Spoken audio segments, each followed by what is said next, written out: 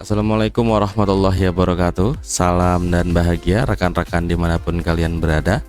Perkenalkan, saya Muhammad Afif Fauzi, adalah calon guru penggerak angkatan 11, dimana untuk video kali ini saya akan coba menjelaskan atau memaparkan kembali tentang koneksi antar materi pada modul 1.3.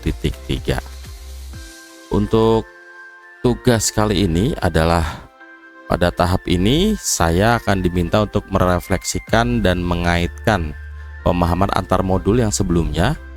Kemudian saya diharapkan untuk merespon pertanyaan ini. Apabila Bapak Ibu memahami mengenai kaitan peran pendidik dalam mewujudkan filosofi pendidikan KHD dan profil pelajar Pancasila pada murid-murid dengan paradigma inquiry apresiatif di sekolah Ibu. Lalu nanti di akhir saya akan coba untuk merumuskan satu visi yang sudah saya buat.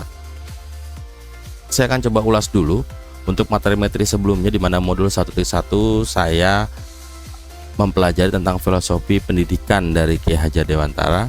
Lalu pada modul 1.2 masuk ke dalam pembahasan mengenai nilai dan peran guru penggerak yang harus kita lakukan apabila kita sudah menjadi guru penggerak. Dan pada modul 1.3 ini atau pada saat ini saya telah mempelajari tentang inquiry apresiatif dan juga prakarsa perubahan dengan tahapan-tahapan bagja. Seperti itu. Kalau melihat dari isi materinya, apa saja yang sudah didapat dari setiap modul, pada modul pertama itu saya sudah mendapat pemahaman bahwa bagaimana sih ketika kita ingin menuntun murid sesuai dengan pendidikan ataupun sesuai dengan pemahaman Ki Hajar Dewantara. Saya sudah mendapat insight itu, kemudian ditambah lagi nilai-nilai guru penggerak yang dikaitkan dengan profil pelajar Pancasila, di mana sesuai dengan undang-undang pun tujuan pendidikan Indonesia kita harus menyampaikan atau menuntun murid sesuai dengan profil pelajar Pancasila yang dituangkan dalam undang-undang. Dan pada tahapan kali ini, pada materi modul 1.3 ini kita diajak untuk memahami sebuah metode manajemen, yaitu manajemen yang dinamakan inquiry apresiatif. Jadi di sini kami diberikan masukan materi-materi tentang pemahaman-pemahaman bagaimana membangun kolaborasi, membuat sebuah prakarsa perubahan, tapi bukan dari kita melihat kesalahan-kesalahan yang ada di sekolah, melainkan kita mengambil kekuatan atau aset positif yang kita miliki di sekolah. Jujur, kalau untuk mengkaitkan 3 modul ini yang mana saya pertama sudah memiliki pemahaman filosofi tersebut, membuat saya agak sedikit idealis atau membuat saya memiliki suatu prinsip dalam suatu mendidik bahwa ternyata pendidikan menurut KHD itu menuntun murid, dan saya pun mulai merefleksi diri saya kan ke dalam pembelajaran. Situ mulai timbullah suatu prinsip atau idealisme dalam diri saya. Apalagi ketika ditambahkan dengan nilai guru penggerak dan juga profil pelajar Pancasila yang harus diterapkan dalam pembelajaran, itu pun menambah kuat atau menguatkan bagaimana saya harus menuntun murid atau mendidik murid berdasarkan sesuai dengan profil pelajar Pancasila. Kami diarahkan bagaimana mencari kegiatannya, kami merancang programnya, maka semakin kuat prinsip kami atau makin menerap ke dalam diri kami bagaimana untuk mendidik ataupun menuntun murid ini. Nah, dari idealisme dan prinsip yang sudah terbentuk di awal, bersyukurnya atau berkaitannya adanya di modul 1.3 ini adalah kita diinformasikan atau diberikan pemahaman bahwa ternyata kita tidak bisa melakukan perubahan sendiri.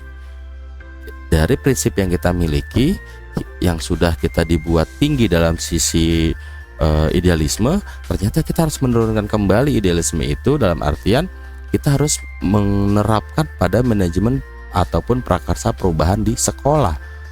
Lalu timbullah inquiry apresiatif ini, di mana kita harus menggali, menyelidiki, mencari informasi bagaimana kita ingin melakukan prakarsa perubahan di sekolah. Disinilah kolaborasi itu terjadi dari murid, dari guru, rekan guru ya, dan juga kepala sekolah. Ini kan berarti mau tidak mau kita harus berkolaborasi dengan stakeholder atau bagian-bagian di luar kita.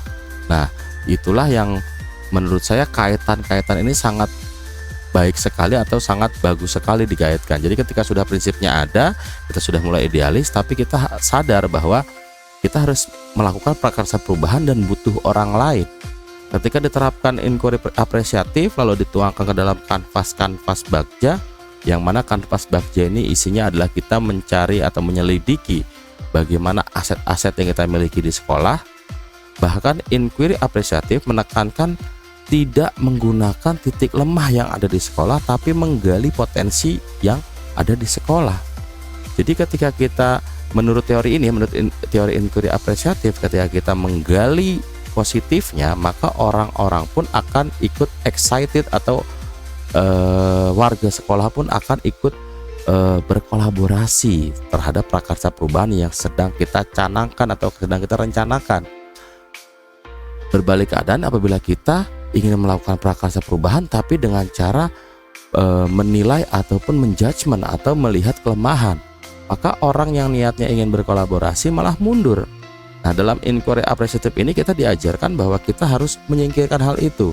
Kita harus meminggirkan yang namanya kekurangan-kekurangan itu. Kita tidak melihat kekurangannya, tapi kita melihat positifnya. Semua yang harus kita lakukan dalam prakarsa perubahan ini membentuk suatu visi nantinya, visi sekolah. Nah, itu kita lakukan dengan cara menggali nilai-nilai positif atau aset-aset yang kita miliki untuk menyelesaikan tantangan atau tuntutan yang ada di sekolah. Apa sih, kita juga di inquiry apresiatif ini kita mempelajari apa sih aset yang kita miliki, tuntutannya, lalu juga kita mempelajari apa yang bisa diambil pelajarannya, bahkan rencana-rencana kedepannya setelah prakarsa perubahan ini terjadi. Dari kaitan-kaitan modul 1, 2, 3 ini, saya pribadi pun sudah mulai memprakarsakan perubahan dan juga sudah mulai merencanakan perubahan, di mana untuk kesimpulannya saya coba untuk membuat satu versi saya bahwa melihat dari pemahaman di awal bahwa pendidikan harus berpusat pada murid, bahkan Ki Hajar Dewantara berbicara masalah menghamba kepada murid ya, dan juga menerapkan yang namanya pembelajaran itu sesuai dengan kodrat siswa, dan juga diterapkan karakter yang namanya profil pelajar Pancasila, membentuk satu visi ini, di mana visi saya itu adalah menjadi sekolah yang unggul dalam mengembangkan bakat dan minat siswa, serta membekali mereka dengan keterampilan abad ke-21. Di mana kalau dilihat dari kalimat awal bahwa saya ingin coba mengembangkan bakat dan minat siswa dulu. Sekolah ini unggulnya itu melihat atau memaksimalkan bakat dan minat siswa dulu. Karena kebetulan saya mengajar di SMP, jadi siswa masih dalam kondisi yang belum sadar akan potensi dirinya, jadi harus bisa mengembangkan bakat dan minatnya dulu sesuai dengan kodrat mereka. Barulah di sana kita membekali mereka dengan keterampilan abad ke-21, yang mana kita sendiri tahu bahwa abad ke-21 ini ada 4C ya, dimana di situ ada berpikir kritis, ada kreatif, kolaboratif, seperti itu ya. Jadi dari keterampilan abad ke-21 ini terbentuklah apa tujuan dari pembelajaran di sekolah. Jadi seperti itu untuk kaitan dari modul 1, 2, dan 3. Refleksi saya sendiri melihat modul tersebut ini sungguh sangat amat mengesankan, karena keterkaitan antar 3 modul ini itu membuat kita berprinsip dulu, beridealisme dulu, tapi ternyata harus direndahkan dulu idealisme kita karena kita butuh orang. Itu refleksi saya dari modul, dan inilah visi saya yang sudah saya prakarsa atau sudah saya coba buat dari kesimpulan keterkaitan modul 1.1, 1.2, dan 1.3. Mungkin itu saja yang bisa saya jelaskan untuk tugas kali ini. Terima kasih untuk rekan-rekan semua yang sudah mampir atau melihat video saya. Akhir kata, wassalamualaikum warahmatullahi wabarakatuh. Salam dan bahagia.